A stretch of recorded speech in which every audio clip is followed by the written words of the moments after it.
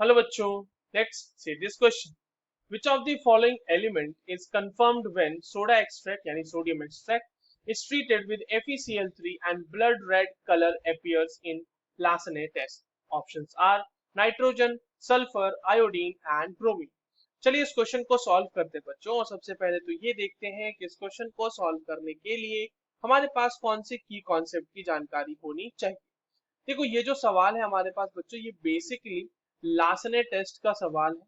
लासनेस test हमें पता होना चाहिए कि होता क्या है और इसमें क्या क्या चीजें होती हैं। तो लासने टेस्ट जो होता है बच्चों, वो डिटेक्शन के लिए यूज किया जाता है। और डिटेक्शन किसका ये करते हैं हम लोग? तो डिटेक्शन ऑफ नाइट्रोजन, सल्फर और हैलोजन को उसमें डिटेक्ट करते हैं। सबसे पहले इसमें क्या किया जाता है कि लासने टेस्ट में हम बनाते हैं सोडा एक्सट्रैक्ट या फिर सोडियम एक्सट्रैक्ट बनाते हैं। और सोडियम एक्सट्रैक्ट बनाने का हमारा मकसद क्या है बच्चों? देखो, जो भी हमारे पास ऑर्गेनिक कंपाउंड्स होते हैं उसमें जो भी आपके पास नाइट्रोजन, सल्फर या फिर हैलोजन प्रेजेंट होता है वो कोवेलेंटली बॉन्डेड होता है। तो जब हम उसे सोडियम एक्सट्रैक्ट बनाते हैं तो उसको हम लोग कन्वर्ट कर रहे हैं बेसिकली कोवेलेंटली बॉन्डेड एलिमेंट्स को मोर सॉल्युबल आयनिक कंपाउंड्स बना लेते हैं उसके, ताकि उसके सिंपल टेस्ट से हम उसका प्रेजेंस डिटेक्ट कर पाए। ठीक है, अब देखिए, जैसे मान लो आपके पास कंपाउंड में सोडियम के साथ आप एक्सट्रैक्ट बना रहे हो, कंपाउंड में आपके पास नाइट्रोजन है और कार्बन तो रहेगा ही, ऑर्गेनिक कंपाउंड है, तो ये यहाँ से बना देगा NaCN।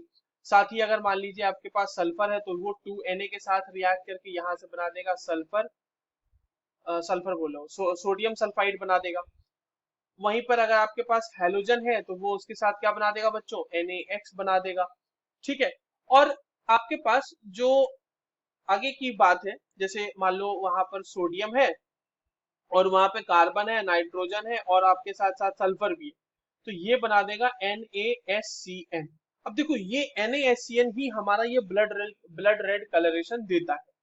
इसमें क्या होता है कि जब आप मान लो HCN का रिएक्शन कराते हो FeCl3 के सोल्यूशन के साथ, तो ये आपका NaSCN हो गया, और इसका रिएक्शन हमने करा दिया FeCl3 प्लस 5H2O के साथ। तो ये यहां से बनाता है बच्चों एक कॉम्प्लेक्स बना देगा। देखिए वो कॉम्प्लेक्स कैसा बनाएगा? FeSCN H2O Cl2, ये हो जाएगा आपका 3, है ना, और ये साथ में मिल जाएगा NaCl के। तो ये बनाता है यहाँ से ब्लड रेड कंपाउंड। यही है वो ब्लड रेड कलरेशन जिसकी हम बात कर रहे हैं, FeCl3 के साथ देगा।